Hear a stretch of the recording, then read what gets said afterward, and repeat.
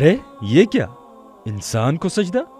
مگر قرآن کی صورت نمل آیت نمبر 24 اور صورت فصلت آیت نمبر 37 میں اللہ نے تو کچھ یوں فرمایا ہے، وجدتها وقومها يسجدون للشمس من دون الله وزين لهم الشيطان أعمالهم فصدهم عن السبيل فهم لا يهتدون۔ ہدہد نے کہا میں نے دیکھا کہ وہ اور اس کی قوم اللہ کے بجائے سورج کے سامنے سجدہ کرتے ہیں، اور شیطان نے ان کے لیے ان کے اعمال خوشنما بنا دیے، پھر ان کو صحیح راستے سے روک دیا، اس وجہ سے وہ ہدایت نہیں پاتے۔ ومن آياته الليل والنهار والشمس والقمر لا تسجدوا للشمس ولا للقمر واسجدوا لله الذي خلقهن إن كنتم إياه تعبدون۔ اور رات و دن، سورج و چاند اسی کی نشانیوں میں سے ہیں، تم نہ سورج کو سجدہ کرو نہ چاند کو، بلکہ سجدہ اس اللہ کے لیے کرو جس نے ان سب کو پیدا کیا ہے، اگر تمہیں اسی کی عبادت کرنی ہے۔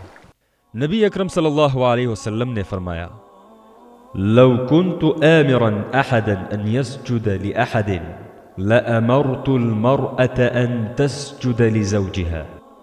اگر میں کسی کو بھی کسی کے لیے سجدے کا حکم کرتا تو میں عورت کو حکم دیتا کہ وہ اپنے شوہر کو سجدہ کرے۔ نسائی شریف میں حضرت انس رضی اللہ عنہ سے روایت ہے، آپ صلی اللہ علیہ وسلم نے فرمایا، لا يصلح لبشر ان يسجد لبشر، کسی انسان کے لیے جائز نہیں کہ وہ دوسرے انسان کو سجدہ کرے۔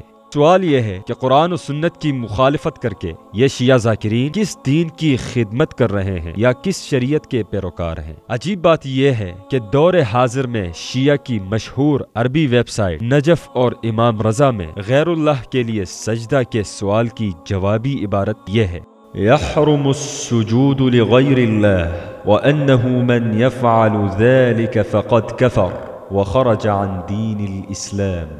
غیر اللہ کو سجدہ حرام ہے، اور جو کوئی ایسا کرے وہ کافر ہے اور دائرہ اسلام سے خارج ہے۔